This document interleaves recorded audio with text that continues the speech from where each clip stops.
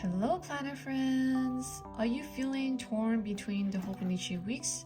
And you probably heard about the Kinbor Weeks, which is more on the budget-friendly side, but both are pretty slim and very lightweight and portable planners when you're carrying around with you, travel with you, and you're just not sure which one really fits your lifestyle. This video, I want to break down the differences: the paper design, price, the overall feel, the material, and so on, and see which planner is really worth for your time and money.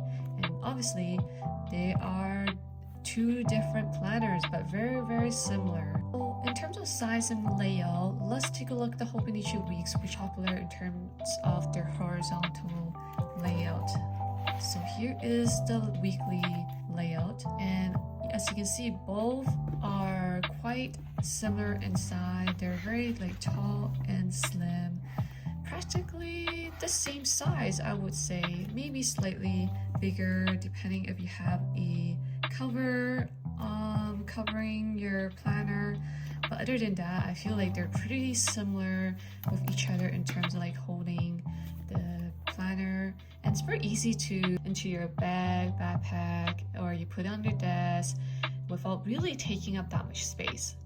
But inside, like I showed earlier, this follows the classic week format, which is the horizontal layout. I can see the weekly spread is on the left, and with the vertical planning column on the right.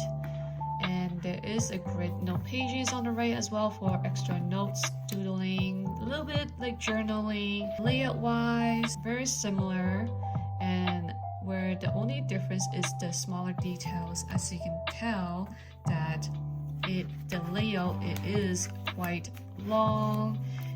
You basically might have a little bit more space in terms of each day, and the quotes at the bottom is completely removed. That allows this page to be expanded vertically. So that means a little bit tiny bit more room, but on the right is still very similar in terms of grid note pages, and you do not have quotes at the bottom, which is some people prefer not to have that, and some people love that. So it's totally up to you. These are some of the key differences. Besides the paper color, you probably can see it's much more white color, and Hobonichi is more like warm and yellow tone. This is intentionally designed for your eyes if you're someone that writes a lot in your planner. Nice on your eyes, not as tiring. And here there is different color in the weekend. Let's have these icons. I personally don't use these, but I could totally cover it if I really want to. As you know, for paper quality, Hobonichi uses Tomo River paper, which is very famous for being ultra thin and very smooth, and supposedly fountain pen friendly. I have seen that over the years, fountain pen slowly doesn't really adapt too well with the Tomo River paper, just because of the nature of you can read more about that online. It's about the manufacturer has changed the machine because it's getting too old, and so there's kind of a little switch behind that. But ultimately, a lot of the inks can handle the Tomo River paper. It's beautifully. Usually you might see a little bit ghosting, which is, totally okay, to me at least. And if you're curious about how that looks, I did make a video a few years back about doing pen swatches, like all types of pens. Feel free to check that out if you haven't. On the other hand, Kinbor uses the standard paper. It's much more thicker, so there is slightly less show through, but it doesn't have the same luxurious writing feeling. If you like fountain pens and brush pens, maybe Hobonichi has a better option. But other than that, it is thicker. Over time, your planner may expand a little bit thicker, but I just love how the paper, Tomo River paper, is when you write, it feels crinkly because it's so thin. It feels like, I don't know how to explain it. Once you have it, you'll feel like it's so nice. But for those don't really care so much about using fountain pen, gel pen is fine. I feel like this Kinbor will do very well with all the pens that you might have. I will definitely create another video on doing a pen test. I haven't done that yet, but that will be soon. Some of you may know like Hobonichi Weeks come in a wide variety of different design each year, like ranging from very minimalist solid color like purple, yellow, whatnot, and very artistic cover designs. So you probably can take a look on that online on your own time. You'll see a bunch of beautiful design, and some of them also have special edition and collaboration. So if you're someone that loves to collect them, I feel like Hobonichi Weeks will be better. But in terms of the Kinbor, it tends to be very simple and very mindful and budget friendly. So the covers are, but not many options compared to Hobonichi lineup. And at the same time, because of the budget friendly, you can expect that it doesn't have a really high standard in terms of the cover. It might go for like a budget friendly material. As you can see here, during shipment it's really kind of dent in the corner, and then you can see that the overhanging material, which they could have done a little bit better, maybe like add a little thicker cardboard cover, and then that way it doesn't like feel like a little bit flimsy. The material definitely do not match the Hobonichi Weeks. So if quality matters a lot to you, I would say Hobonichi Weeks is the to go. But if you're on a budget friendly, the Kinbor will be good. If you're someone starting into Hobonichi Weeks, you want to test out to see if you're someone that's new to Hobonichi world and you like to test out the layout to see if it's best fit for you, I would say either try out the Kinbor or buy a used Hobonichi Weeks to test it out to see if you like the layout. Alright, let's take a look at pricing. Pricing do varies because depending if you go for the standard Hobonichi Weeks, which with the extra grid pages at the back, which is also called Hobonichi Weeks Mega. So prices ranges between 25 to 40 USD depending on the edition and where you buy it, because it can vary. Don't completely quote me on the pricing, but it could change where you buy it. In terms of Kinbor, it is much more affordable. You're looking around, around 10 to 15 USD, and so like it's very affordable if you're someone like a student. You don't really need a super fancy planner. You just quickly want to write down your plans. This is more enough. So this is totally a easy choice. Let's also talk about the monthly pages. I don't think I covered that yet. So let me flip that to the monthly page. Here's the Hobonichi Weeks.